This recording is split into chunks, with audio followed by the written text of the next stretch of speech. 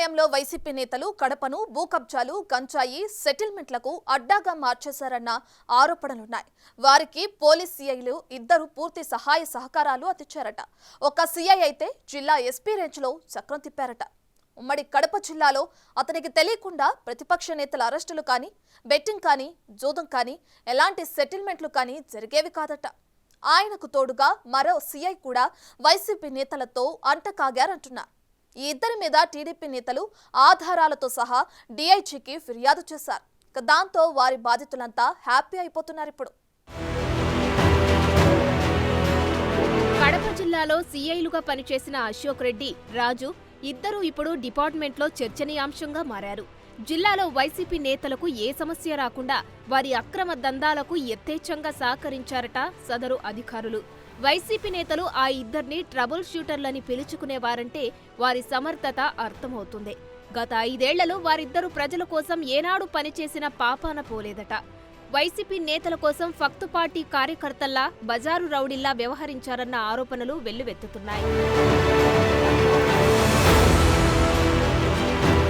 జగన్ ప్రభుత్వం ఉన్నప్పుడు జిల్లాలో టీడీపీ మాజీ ఎమ్మెల్సీ బీటెక్ రవి అరెస్ట్ అయ్యారు. ఆ టైంలో సీఐ అశోక్ రెడ్డి ఓవర్ యాక్షన్పై ప్రస్తుత అనకాపల్లి ఎంపీ సీఎం రమేష్ అప్పట్లో బహిరంగంగా విమర్శలు గుప్పించారు. గత 5 ఏళ్లలో టీడీపీ టార్గెట్ చేసినట్లు ఎవరూ చేయలేదన్న టాక్ ఉంది. ఇప్పుడు ఆయన చేసిన అవినీతిని, బండారాన్ని టీడీపీ నేతలు టార్గెట్ చేస్తున్నారు.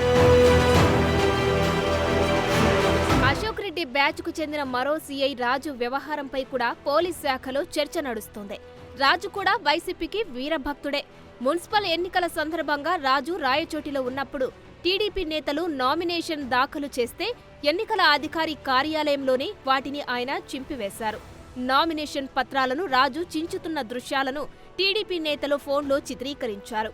రాయచోటి మున్సిపల్ ఎన్నికల్లో రాజు ప్రదర్శించిన స్వామి భక్తి నచ్చి ఆయన్ని తర్వాత లక్కిరెడ్డిపల్లెకు, తర్వాత అక్కడి నుంచి పులివెందుల ట్రాన్స్ఫర్ చేయించుకున్నారు.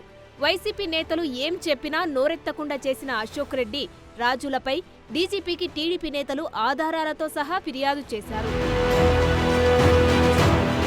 మరోవైపు కడప నగరంలోని రాజారెడ్డి వీధిలో పోలీస్ పెట్రోల్ బంక్ వద్ద ఉన్న పోలీస్ స్థలాన్ని డిప్యూటీ మేయర్ అనుచరులకు లీజుకు ఇవ్వడం వివాదాస్పదంగా మారింది.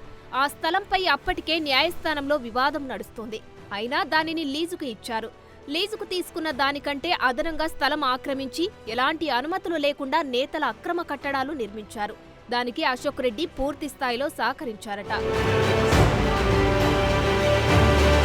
అశోక్ రెడ్డి కడపలో పనిచేసినప్పుడు వైసీపీ నేతలకు ఎంత పెద్ద సమస్య వచ్చినా సరే చిటికెలో సెటిల్ చేసేవాడనే పేరుంది. ఆయన కడప చిన్న చౌకుతో పాటు రూరల్ సీఐగా పనిచేశారు. అప్పట్లో వైసీపీ నేతలకు చెందిన ఎన్నో ఇష్యూలను, ఎన్నో వివాదాలను అశోక్ రెడ్డి సెటిల్ చేశారంటారు. ఏ పని అప్పచెప్పినా కూడా అశోక్ రెడ్డి తనదైన స్టైల్లో సెటిల్ చేసేవాడట. చిన్న చౌకు ఇతర ప్రాంతాల్లో సెటిల్మెంట్లు, గంజాయి తదితర దందాలకు సంబంధించి అతనిపై పెద్ద ఎత్తున ఫిర్యాదులు వచ్చాయి. అశోక్ రెడ్డి పేరుకే సీఐ అని అతను జిల్లాలో ఎస్పీ రేంజ్లో చక్రం తిప్పారట. అశోక్ రెడ్డి హయాంలో ఎస్పీగా అన్బురాజన్ పనిచేశారు. ఎంపీ అవినాష్ రెడ్డి, కడప మేయర్ సురేష్ బాబు, అప్పటి డిప్యూటీ సీఎం అంజాద్ బాషా, ఎమ్మెల్యే రవిరెడ్డితో పాటు ఇతర చిన్న చితక వైసీపీ నేతలతో కూడా అశోక్ రెడ్డి అంటకాగారు. ఎస్పీ అన్బురాజన్ను డమ్మీని చేసి ఆడించారంటారు. ఉమ్మడి కడప జిల్లాలో డీఎస్పీల పోస్టింగ్ నుంచి సీఐలు, ఎస్ఐలు ఇలా ఎవరూ బదిలీ కావాలన్నా, ఎవరు ఎక్కడికి వెళ్లాలన్నా కూడా అశోక్ రెడ్డి గ్రీన్ సిగ్నల్ ఇస్తేనే జరిగేదని చెబుతుంటారు. అప్పట్లో పోలీసులు కూడా పోస్టింగ్ కోసం పొలిటికల్ నేతల కన్నా అశోక్ రెడ్డి ప్రాపకం కోసం పాకులాడేవారంట. అశోక్ రెడ్డి కడపలో పనిచేసే సమయంలో ఆయనపై పెద్ద ఎత్తున ఆరోపణలు వచ్చాయి. ఎన్నికలకు ముందు అతను స్పెషల్ బ్రాంచ్లోకి వెళ్లిపోయారు. ఆయన ఆధ్వర్యంలోనే మాజీ ఎమ్మెల్సీ బీటెక్ రవిని అరెస్టు చేయడం కలకలం రేపింది. ఎవరన్నా తప్పులు చేసినా, కేసులు ఉన్నా అరెస్టు చేయడంలో తప్పులేదు.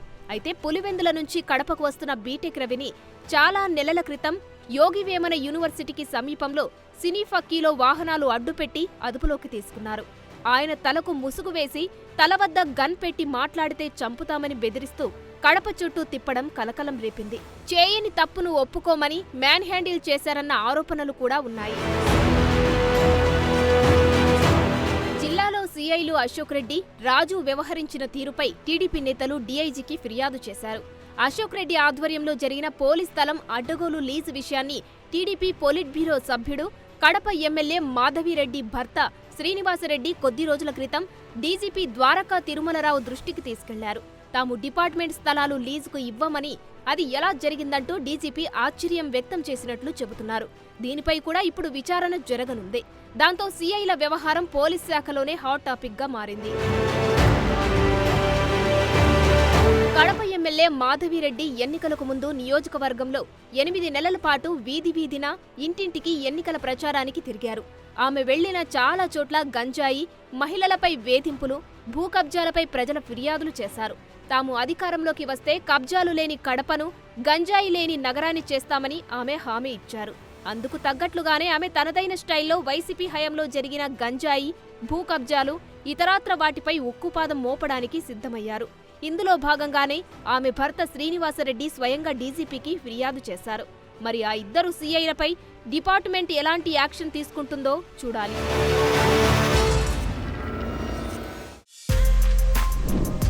For more videos like this, subscribe Big TV channel.